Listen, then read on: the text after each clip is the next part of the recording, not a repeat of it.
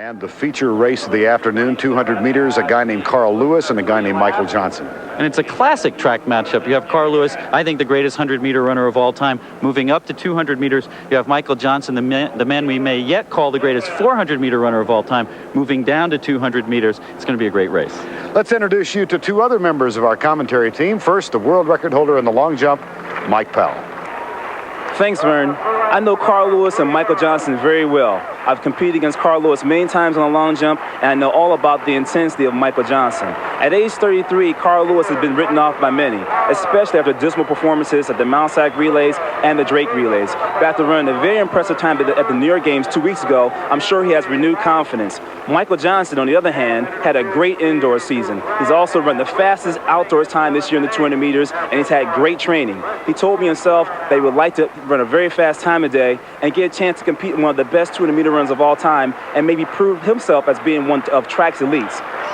University of Oregon, the Prefontaine Classic, 1995. And we look forward to the matchup. Carl Lewis will be racing Michael Johnson in the 200-meter race. That'll be the final race of the night. You all know Carl Lewis from his many accomplishments. Let's spend a moment with him.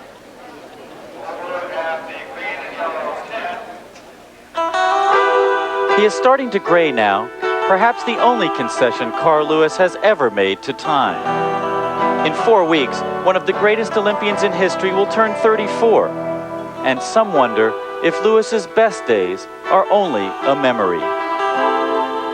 A lot of people for many years now, 5 or 6 years, have said Carl's finished every year. That's kind of the ongoing thing. Some thought that the 2 golds he collected in the 1988 Olympics in Seoul might be Lewis's last hurrah. King Carl was supposed to be dethroned 4 years later in Barcelona. Instead, he brought home 2 more golds. A car accident and illness caused a slump in Carl Lewis terms in recent years. Reports of his demise have resurfaced. I would not count him out. I would never bet against Carl. He is too much of a competitor. Especially in big meets. And the biggest meet of them all, the Olympics, is 1 year away in Atlanta. With an astonishing 8 gold medals, Lewis needs only 2 more to match the all-time record for Olympic golds. There'll be, I guess, obviously a major sense of pride. I feel very good about being able to achieve it and just having the opportunity to be there. And being on that podium, outlasting most people that were around me, whether they were athletes, reporters, friends, people. I've outlasted almost all of them.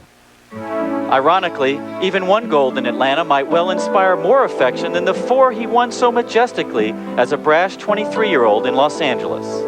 I mean, isn't it easier to root for Charles Barkley in the finals now than it is when he was 23? I mean, people grow to know you. They grow to get to know who you are. They know your personality. They understand your frailties, you know, and I think that people just know who I am more now. Lewis is now track's elder statesman. At a recent visit to the New York Stock Exchange, Lewis fit in comfortably with corporate America. And sponsors now seem to believe that Lewis walks or runs on water.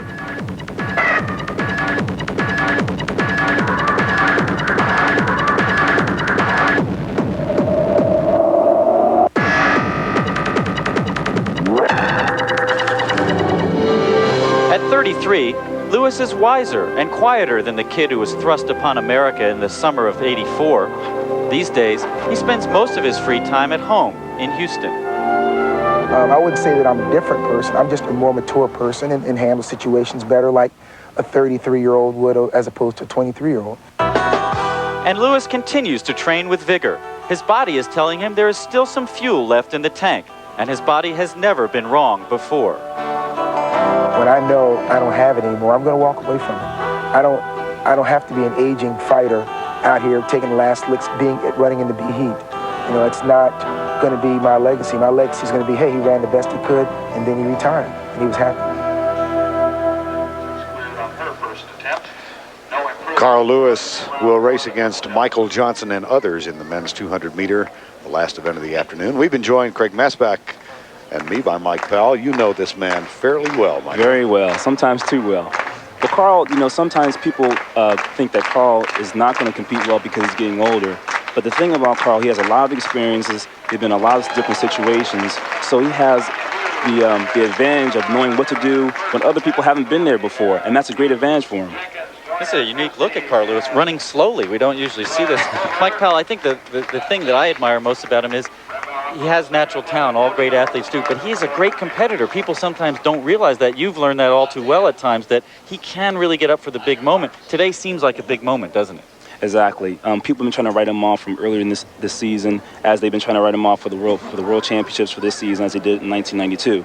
And today's going to be a big race. The last time he raced against Michael Johnson, I think he beat him back in 1993 in Lausanne. I happened to be there, so I know Carl can definitely rise to the occasion.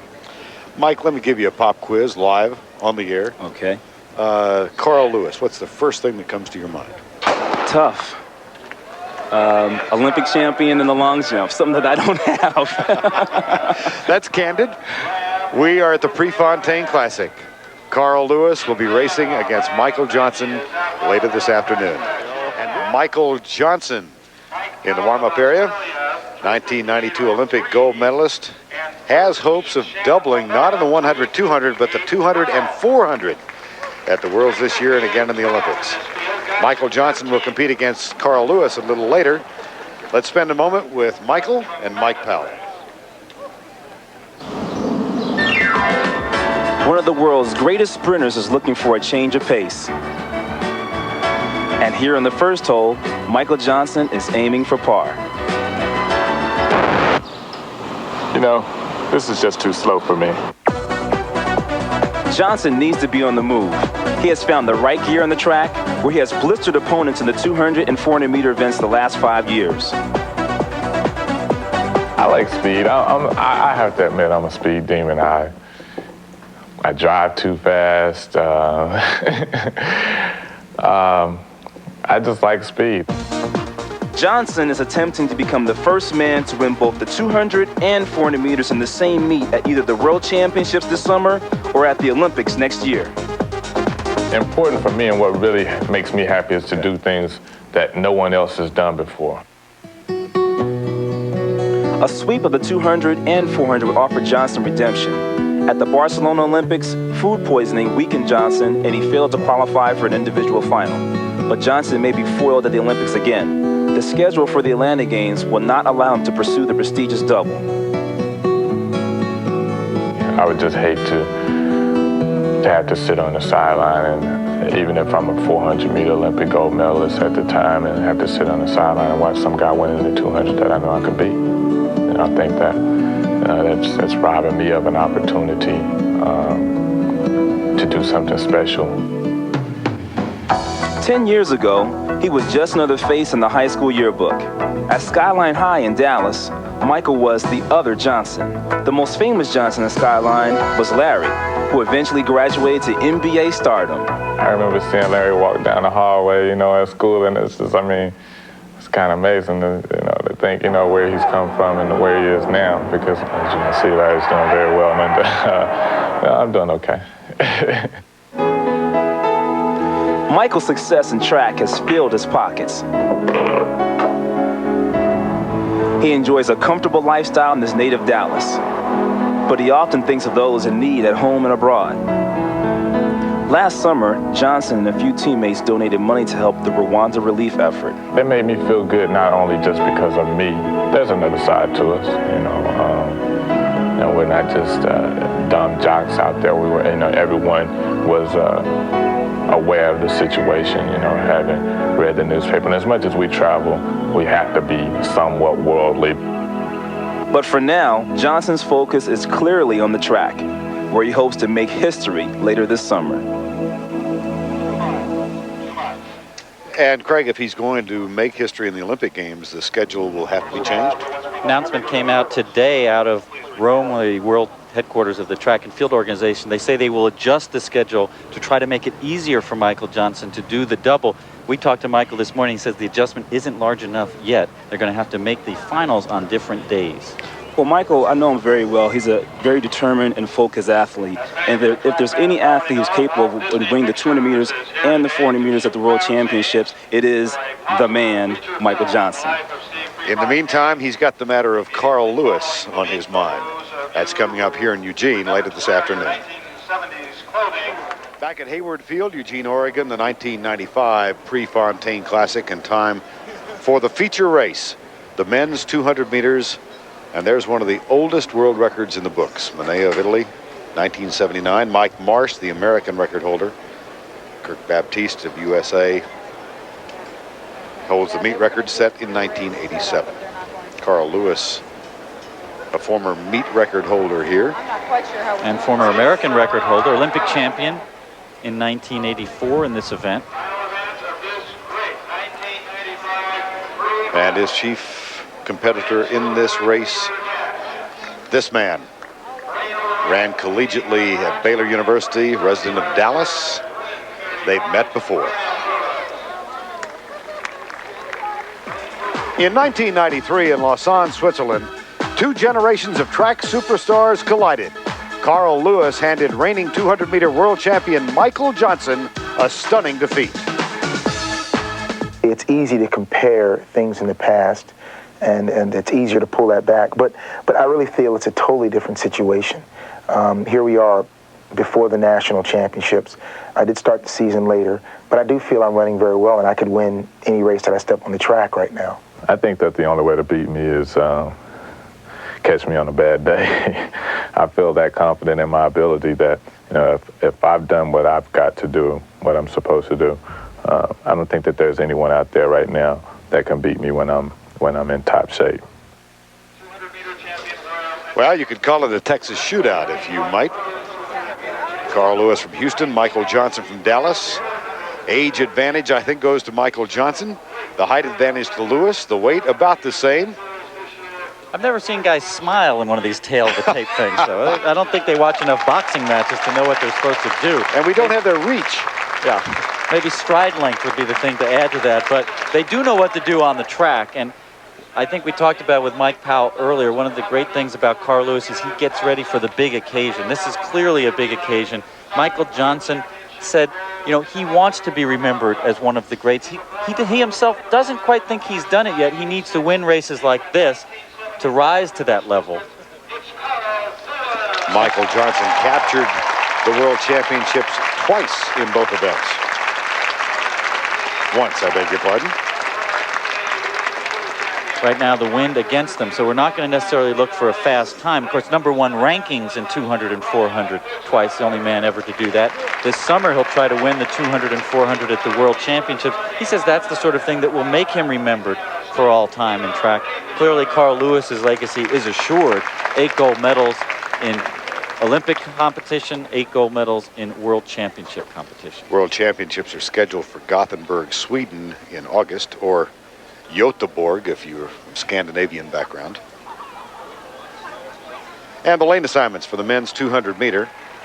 In lane 1, Brian Lewis, Marcel Carter in lane 2. Jon Drummond is doubling in this event, or rather in this track meet. Ran in the 100.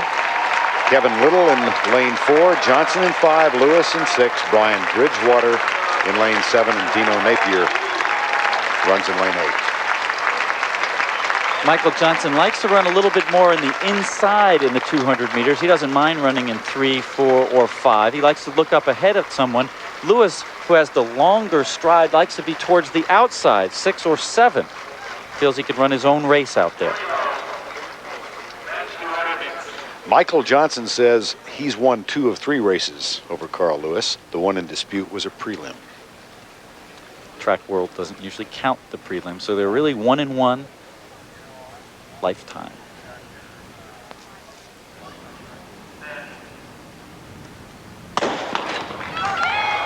Michael Johnson feels he wants to get out quickly around this turn and move up alongside of Carl Lewis, and he's doing it right now. Strong run on the curve. Here's Johnson off the break. He's got a lead of a yard. Lewis moving up on the outside. It's Michael Johnson holding off Carl Lewis and winning with relative ease. 20.15 unofficially, a race reminiscent of his World Championship victory in 1991, when he also ran against a strong wind and recorded a time right around 20 seconds. I think with a tailing wind, that would have been down towards the world record. That was not just another race for Michael Johnson. He says when he's in top form as he is in now, there are no zones for this 200 meters. It's all out, all the way, and he uses his 400-meter speed to carry him to the finish. Lewis is the fastest 100-meter runner. You would think he could get out quickly, hold off Michael Johnson around the first turn. But what an amazing curve Michael Johnson ran. He had the lead well before they came to the straightaway, and it really was game over at that point. Lewis finishes well in every race he runs, especially the 200 meters, but you can't give up so much to Michael Johnson, the man who right now is the dominant 400-meter runner in the world. You know he's not going to crumble. He's not going to get tired. Lewis starts to come on him a little bit towards the end, but Johnson responds well all the way to the finish line. Well, now it's officially 2-1. Michael Johnson is the victor in a time of 20.15. Carl Lewis finished second at 20.47, and Kevin Little winds up in third. Right now, let's go to Mike Powell. Michael Johnson, 20.15. I know your standards are high. What do you think about your race today? Oh, I felt good. I just wanted to work on some things. I'm happy with the time. I think we were running against a little wind, so I'm extremely pleased with it. Well, you know, there was a lot of pre-race hype with the matchup between you and Carl. Do you think it was a distraction, or did it allow you to focus in? I don't think it was either one. I just go in the race.